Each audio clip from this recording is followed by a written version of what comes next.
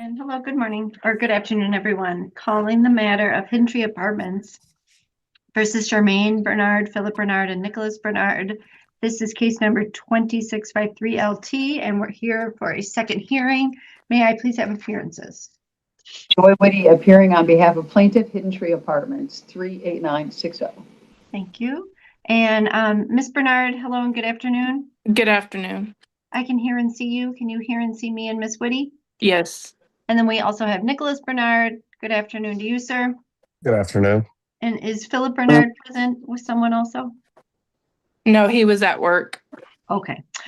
So we were together previously for our first hearing, and at that time, all three of the defendants appeared and were advised of their rights and provided an intake number for legal services.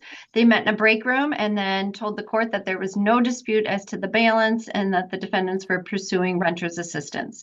I know you had a chance to speak again today. Ms. Whitty, do you have any updates?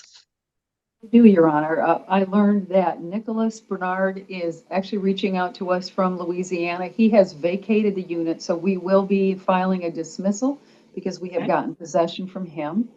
And then we have a conditional dismissal where the parties agree that rent to retain is owing the amount of $8,302.82. Costs are $217.42.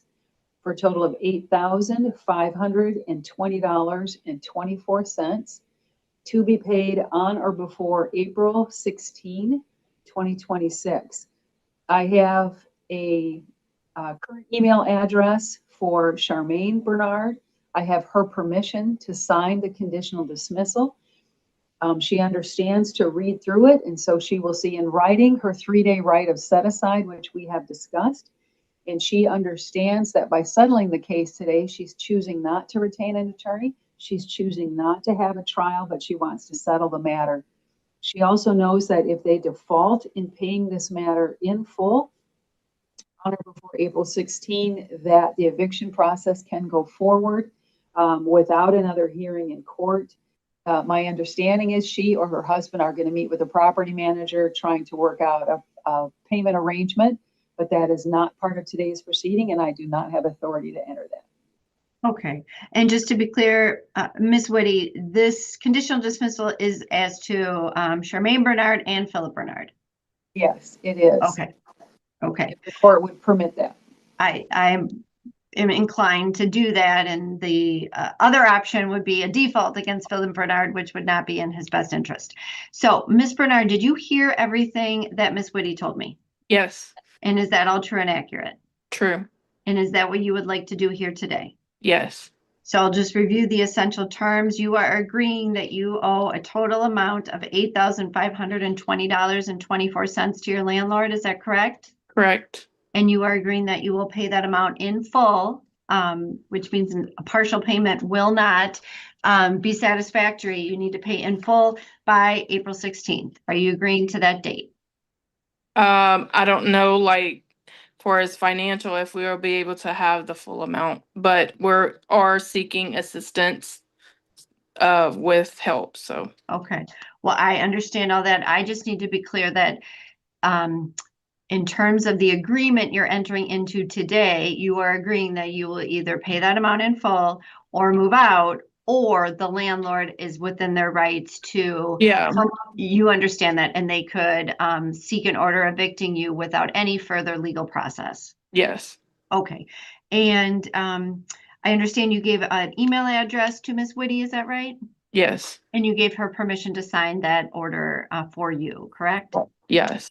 So then there's the issue of your husband. Is your husband Philip Bernard? Yes. And Ms. Whitty is willing to have this order of conditional dismissal enter for him as well. Is that what you would like to do as his spouse? And is that what you think he would like to do? Well, we know that our terms of the contract is ending at the end of this month, so that's what I said. We're on a time crunch right now, so. Okay, I'm more asking, technically speaking, because Philip did not appear today, a default judgment would enter. The Mhm. difference between a default judgment and the order of conditional dismissal that you're entering into is that a judgment is a judgment against you. It would be a judgment against Philip, and that could be detrimental to his financial health in the Oh, yeah. future. So Yeah. this is what you're entering into today is a dismissal if you comply with the terms. Yeah. So would you like, and Ms. Whitty is in agreement, would you like the order of conditional dismissal to enter for Philip as well? Yes. Okay, so that's what we'll do. And Ms. Bernard, are you entering into this agreement, this conditional dismissal, because you think the terms are fair and just and in the best interest of you and your husband? Yes. And Nicholas Bernard, you've heard that the case is being dismissed vis-a-vis you because you have vacated the residence. Is that your understanding of what's happening? Yes, ma'am. Do we need to get an address for him, an updated address, so you can send the order of dismissal? Excellent idea, Your Honor, and I was Okay. going to ask for an email for Philip Bernard as well. So Okay, we very can- good. So let's get all that information. First, Ms. Bernard, could you give an email address, please, for Philip? It is Philip B 1120 at iCloud.com. Okay, Ms. Whitty, did you get that? Thank you, yes. Okay, wonderful. And then Nicholas Bernard, could you please provide a good current address so we can send that order of dismissal? Yeah. So it's 518 Neighbor Street, Naebers, Welsh, Louisiana. Welsh, WELSH? Yes, ma'am. Okay. Do you know the zip? 70591. Okay, so I have 518 Neighbors Street. And Yes, that's ma'am. spelled NAEBORS. ERS. ERS, thank you. Yes, And ma'am. then it's Welsh, Louisiana, zip is 70591. Yes, ma'am. Okay, so I think we have all of our information. Ms. Whitty, will you be submitting the dismissal and the order of conditional dismissal? Yes, Your Honor. Okay, very good. So good luck to you, the Bernards, and that's all for this case. Case number 2653. LT involves a landlord-tenant dispute where Hidden Tree Apartments sought $8,520.40 in unpaid rent and possession of the property from the Bernard family. During the hearing, it was established that Nicholas Bernard had already vacated the unit and moved to Louisiana, resulting in a dismissal of the claim against him. Charmaine Bernard appeared on behalf of herself and her husband, Philip. The parties reached a settlement through a conditional dismissal. This agreement requires the defendants to pay the full balance by April 16th, 2026. If they fail to pay or vacate, the landlord can proceed with eviction without further court hearings. And good afternoon, Mr. Yarbrough and Ms. Philly. Yes, ma'am. Very good. As soon as the attorney, there we are. Thank you, sir. And I'm calling the matter of UDay Corp versus Brandy Mae Philly, Shay Lee, and all other occupants. This is case number 25-1147 LT. And we are here today for a hearing in this landlord-tenant action. May I please have appearances for the record? Yes, good afternoon, Your Honor. Sam Darble, P84564 for the plaintiff in this matter. Thank you, Mr. Yarbrough. And Ms. Philly, you're here. Can you hear and see me and Mr. Yarbrough? Yes, ma'am. My name is Brandy Philly. Okay. And there's another named defendant and a Shay Lee. Is that person here? No, that's my son. He wasn't able to come. I told him to be here and he just wasn't able to come. I take it because he's not here. Okay. So this is our second hearing together. The parties present appeared at our last hearing. Mr. Lee did not appear at that hearing either. And at that point, Mr. Yarbrough, you informed the court that the complaint had the wrong address.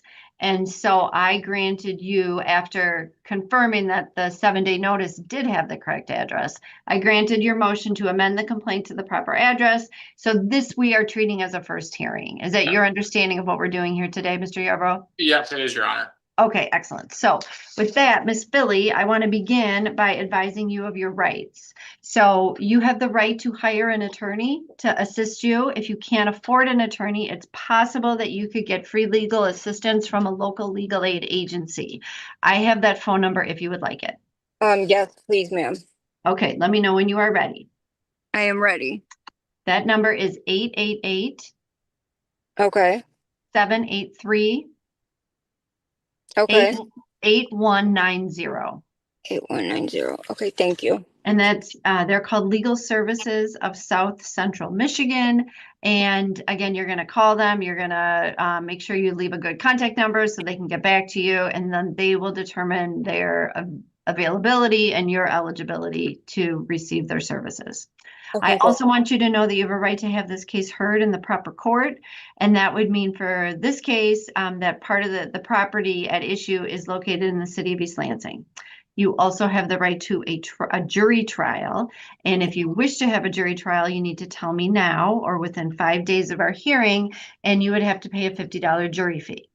You have the right to know that you might be able to obtain renter's assistance from state or local agencies, and you should have received some information about that. I think the document is titled Renter and Housing Assistance. Does that sound familiar to you? Have you seen that document? I think it was on the new paper that was sent to me.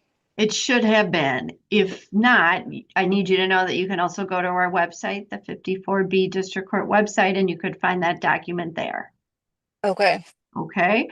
And then I also want you to know you might be able to reach an agreement with your landlord that would result in this case being dismissed. Okay. Okay. Do you have any questions about any of those rights, Miss Philly? No, ma'am. Okay. And so I think you and Mr. Yarbo met in a breakout room. Mr. Yarbo, do you have any updates? Oh, you're muted, sir. I apologize. No problem. We were not able to come to a resolution. Miss Philly did want the opportunity to try to seek legal counsel, and so no Perfect. resolution. Hopefully by the next hearing we will. Okay. Is that all correct, Miss Philly? Yes, ma'am. Okay. So I'm going to give you a next date right now, and we'll be back for our next hearing. April 21st. Thank you so much. April 21st at 9:40. Okay, great. And that'll be on Zoom, just like today. In terms of Mr. Lee, Mr. Yarbo, are you comfortable just proceeding with him to the next date as well? Sure, Your Honor. Yeah, I'm not gonna. Okay. Okay. So again, Miss Philly, I'll just advise you as this Mr. Lee's mom that, you know, if we come to court next week and or in 2 weeks and he doesn't appear, you know, a default judgment can enter against him. Yes, ma'am. He hasn't lived here in a while, so it's just been hard to get a hold of him, and I continue to tell him, so. Okay. And perhaps, you know, if you and Mr. Yarbo are working towards a resolution, I don't know, that could happen as well. So, do you have any questions today, Miss Philly? I do not. I will Okay. get another paper in the mail with the date and time, correct? You will get another paper with the notice to appear, the date, time, and again, it'll be on 21st at Zoom 9:30. just like today. Okay. Okay, very good. We'll see you all in 2 weeks. Good luck. Thank you. Your Honor. Have a good Thank day. you. You too. Case number 25147, LT, is a landlord-tenant action involving UDay Corp against Brandy Mae Philly and Asha Lee. This session was treated as a first hearing due to a previous error in the property address on the complaint. While Miss Philly was present, the co-defendant, Asha Lee, failed to appear. The judge spent significant time advising Miss Philly of her legal rights, including the right to a jury trial and the availability of free legal aid through South Central Michigan services. No immediate resolution was reached, so the judge adjourned the matter until April 21st to allow the defendant time to seek legal counsel.